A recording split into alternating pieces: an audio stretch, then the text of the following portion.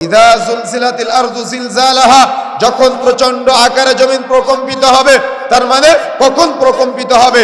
কিয়ামতের সময় জমিন প্রচন্ড আকারে প্রকম্পিত হবে। তার মানে এই কিয়ামতের বিস্তারিত আলোচনা তোমাদের কাছে পৌঁছে দেওয়া হয়েছে। তোমরা কতটুকু সতর্ক হয়েছো, তোমরা কতটুকু সাবধান হয়েছো, আল্লাহ সুবহানাহু ওয়া তাআলা বলছেন। এরপরে আয়াতে আল্লাহ বলছেন বুজুহু ইয়াউমাইদিন খাশিআ, সেদিন অনেক চেহার হবে অবনত, অনেক চেহার হবে লাঞ্ছিত, অনেক চেহার হবে অপদস্থ। ভাই আপনারা যদি চুপ না করেন মনোযোগ নষ্ট হয়ে যাবে। আমার পিছনে গিয়ে এগুলা গোনাগুনি করেন, পিছনে চলে যান, না হলে আমি মনোযোগ দিতে পারতেছি না।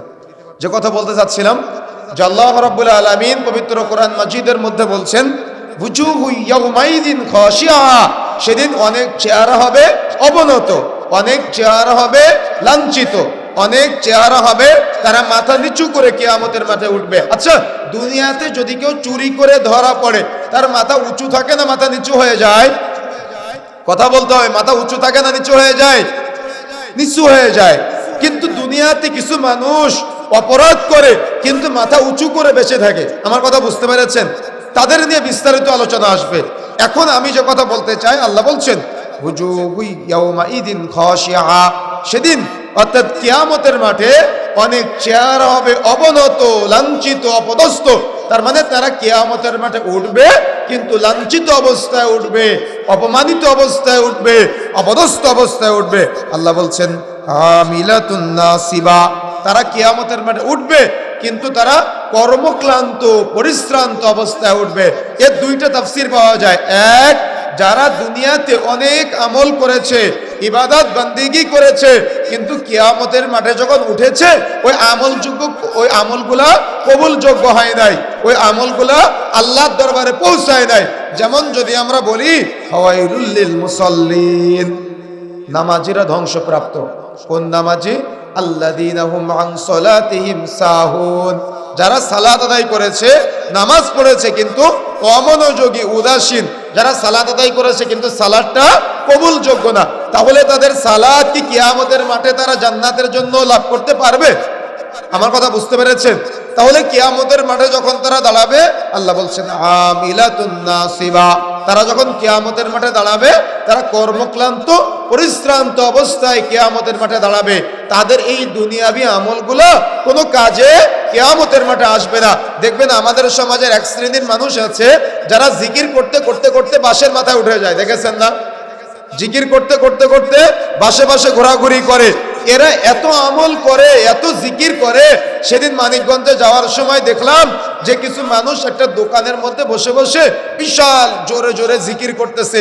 তো জিজ্ঞাসা করলাম এরা কি প্রতিদিন করে? তো বলতেছে প্রতিদিন মাগরিবের পরে এভাবে জিকির করে আর কলব পরিষ্কার করে। তার মানে এমন এমন টান দিচ্ছে, গোটা বাজারের মানুষ তাদের দিকে তাকাচ্ছে।